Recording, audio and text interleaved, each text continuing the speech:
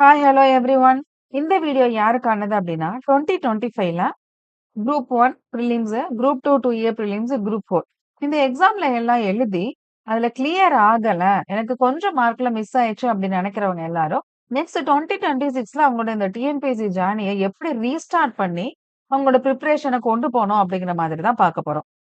நம்ம இதுல சொல்லக்கூடிய ஸ்ட்ராட்டஜி அப்படிங்கிறது ஃப்ரெஷர்ஸா இருக்கிறவங்களுக்கும் சூட்டபிளா இருக்கும். அதாவது இப்ப தான் படிக்க ஸ்டார்ட் பண்ண போறேன் அப்படிங்கிறவங்களுக்கும் இந்த ஸ்ட்ராட்டஜிய ஃபாலோ பண்ணாங்க அப்படின்னா, அவங்களாலயும் ஈஸியா இந்த ஜர்னிய வந்து கொண்டு போக முடியும். ஃபர்ஸ்ட் நம்ம ஜிஎஸ். ஏன்னா ஜிஎஸ் அப்படிங்கிறது தான் காமனா குரூப் 1, குரூப் 2, குரூப் 4க்கு இருக்கக்கூடிய சப்ஜெக்ட். ஸோ ஜிஎஸ் ஓட ஸ்ட்ராட்டஜி என்ன அப்படிங்கிறத நம்ம ஃபர்ஸ்ட் பார்க்கலாம். ஒரு 7 கோல்டன் ரூல்ஸ் இருக்கு ஜிஎஸ். இத ஃபாலோ பண்ணோம் அப்படின்னா, ஈஸியா நம்மளோட ஜிஎஸ் வந்து கவர் பண்ணிடலாம்.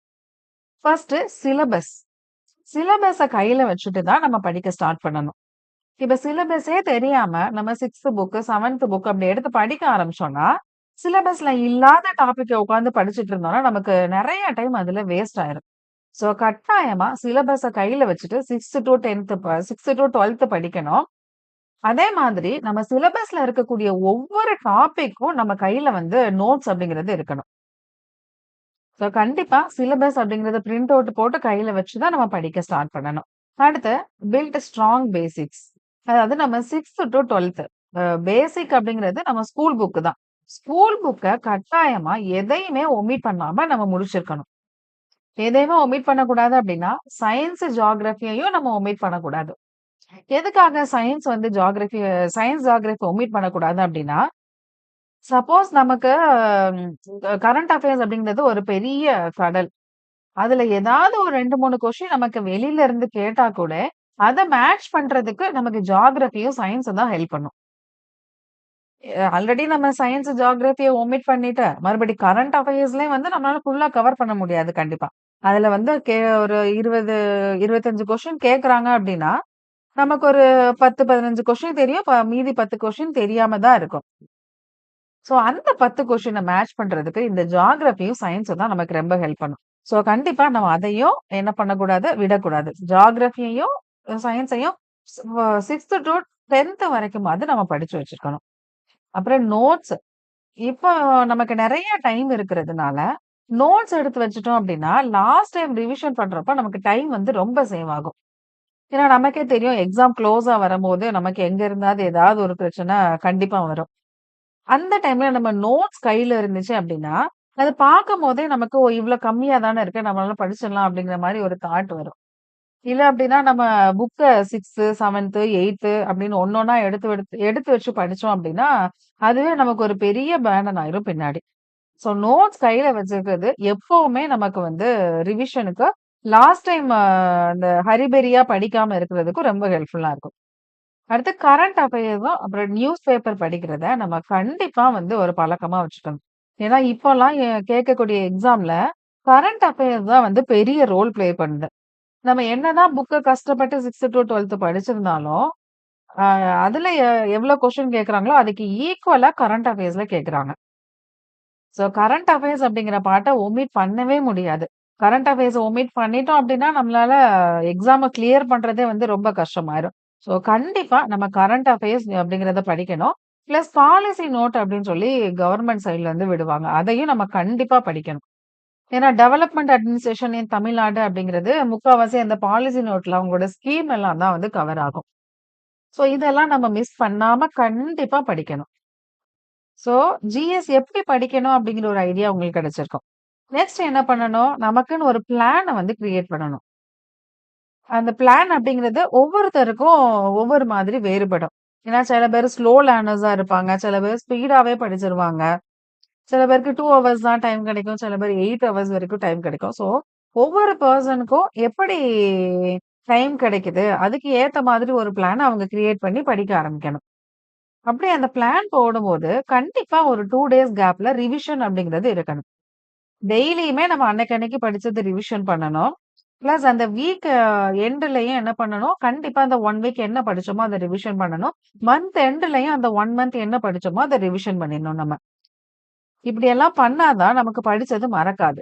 இல்லன்னா 1 மந்த் கழிச்சு 2 மந்த்ஸ் நம்ம அடுத்த டாபிக் படிக்கும்போது, 2ண்ட் மந்த்ல 1st மந்த் படிச்சது ஃபுல்லா நமக்கு மறந்து போயிரும்.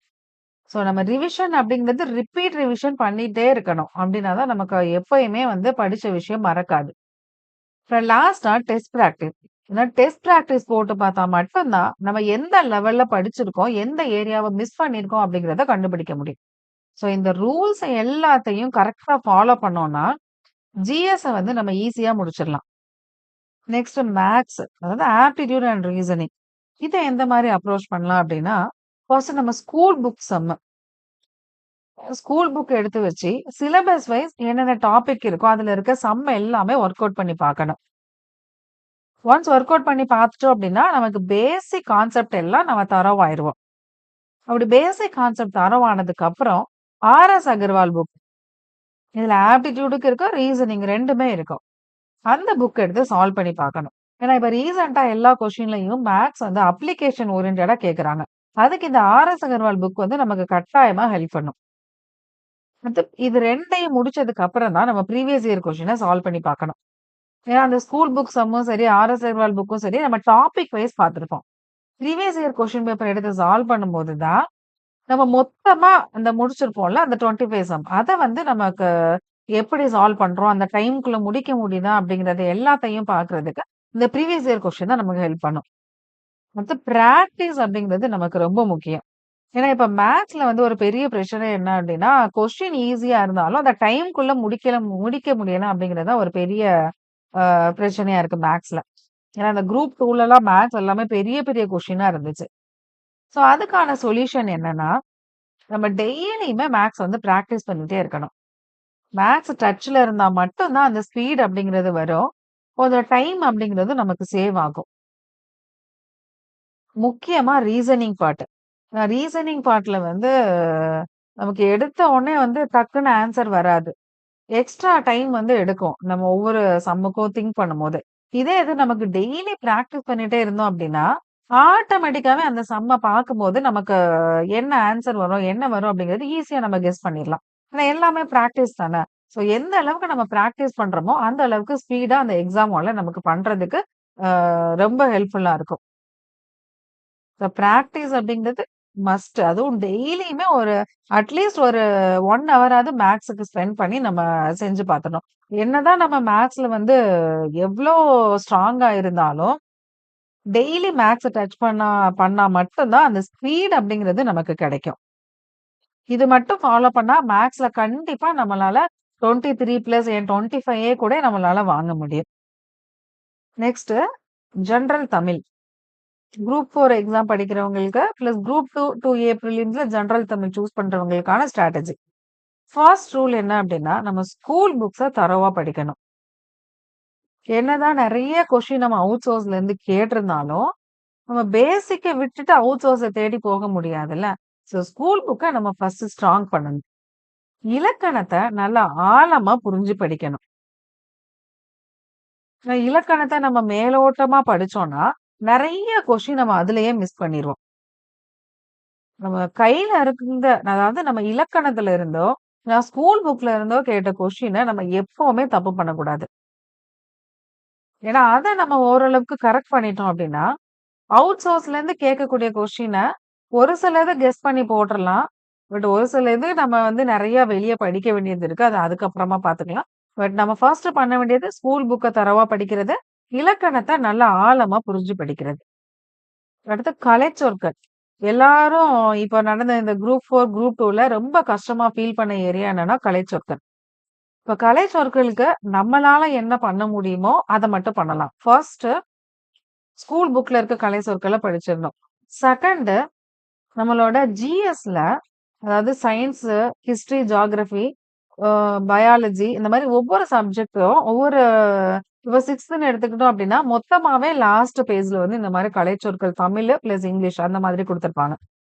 ஸோ அதெல்லாம் நம்ம படிக்கலாம். ஏன்னா, இப்ப இந்த ரீசென்ட்டா நடந்த குரூப் 2ல அந்த மாதிரி எக்கனாமிக்ஸ் ரிலேட்டடா உள்ள வேர்ட்ஸ் எல்லாமே வந்து நம்ம எக்கனாமிக்ஸ் புக்ல இருக்கு. அதுல இருந்து கேட்டிருந்தாங்க. ஸோ நம்மளால இப்போதைக்கு அது மட்டும் தான் படிக்க முடியும். ஆ பழைய தொல்காப்பியர் எழுதினது, அந்த மாதிரிலாம் தேடி தேடி நம்ம படிக்க முடியாது. ஏன்னா, அது வந்து ஒரு பெரிய கடல். நம்ம அத தேடி போனோம் அப்டின்னா, இருக்கிறதையும் நம்மளால வந்து தரோவா படிக்க முடியாம போயிரும். ஸோ இருக்கிற சோர்ஸ ஃபர்ஸ்ட் நம்ம தரவா முடிச்சுட்டு, அதுக்கப்புறம் அவுட் சோர்ஸ் என்ன அப்படிங்கிறத பார்த்து நம்ம படிச்சுக்கலாம். ஸோ இப்போதைக்கு தமிழுக்கு நமக்கு இவ்வளோதான் ஸ்ட்ராட்டஜி. இருக்கிற சோர்ஸ ஸ்ட்ராங்கா படிக்கணும். இலக்கண நல்லா தெளிவா புரிஞ்சு படிக்கணும். ஏன்னா எந்த அளவுக்கு நம்ம புரிஞ்சு படிக்கிறோமோ, அந்த அளவுக்கு நமக்கு கொஸ்டின்ல ஆன்சர் பண்றதுக்கு ஈஸியா இருக்கும். அடுத்து கலைச்சொற்கள நம்ம ஸ்கூல் புக்க தாண்டி ஜிஎஸ்ல பின்னாடி குடுத்துருப்பாங்க. ஒவ்வொரு லெசன் பின்னாடி குடுத்துருப்பாங்க. இல்லன்னா மொத்தமா அந்த புக்கோட எண்டுல குடுத்துருப்பாங்க. அத நம்ம கொஞ்சம் படிச்சு வச்சுக்கணும். நான் சொன்ன இந்த ஸ்ட்ராட்டஜிய நீங்க ஃபாலோ பண்ணி படிச்சுட்டே வாங்க. 2025ல நீங்க எப்படி படிச்சீங்களோ, அதே ஆர்வத்தோட இப்ப 2026 எக்ஸாம்க்கும் நீங்க படிக்கணும். ஒவ்வொரு ஏரியா படிக்கும்போதும், இதுலருந்து கொஸ்டின் வருமா? வராதா? அப்படிங்கிற டவுட்டோட படிச்சோம்னா, நம்ம கிளாரிட்டியா படிக்க முடியாது. ஸோ, உங்களுக்கான ஒரு ஸ்ட்ராட்டஜிய கிரியேட் பண்ணி, இப்ப போய் படிக்க ஸ்டார்ட் பண்ணிருங்க. ஏன்னா, நமக்கு டைம் அப்படிங்கிறது அடுத்து படிக்க படிக்க கரெக்ட்டா தான் இருக்கும். ஸோ, 2026 எக்ஸாமுக்கு முன்னாடி இருந்த அதே ஆர்வத்தோட, கொஞ்சம் கூட அந்த ஆர்வம் குறையாம, நம்பிக்கையோட படிங்க. கண்டிப்பா 2026 எக்ஸாம் கிளியர் பண்ணிடலாம். All the very best. இப்போ என்னோட சைட்ல இருந்து உங்களுக்கு ஏதாவது டவுட் இருந்துச்சு அப்படின்னா, நான் கீழ டெலகிராம் சேனலோட லிங்க் குடுக்குறேன். அதுல உங்களோட டவுட்ட கேட்டீங்க அப்படின்னா, அத நான் கிளியர் பண்றேன். எந்த சப்ஜெக்ட்டா இருந்தாலும், அதுல எந்த டவுட்டா இருந்தாலும், எப்பனாலும் நீங்க அந்த டெலகிராம் சேனல்ல மெசேஜ் பண்ணலாம். ஆ உங்களுக்கு நான் அத பார்த்துட்டு, அந்த குரூப்ல இருக்க உங்களுக்கு மட்டும் இல்ல, எல்லாருக்குமே அது வந்து யூஸ்ஃபுல்லா இருக்கும். ஸோ உங்களுக்கு ஏதாச்சும் டவுட் அப்படின்னா, கீழ இருக்க கமெண்ட்லயோ, டெலகிராம் சேனல்லயோ நீங்க எப்பனாலும் கேட்கலாம். Thank you.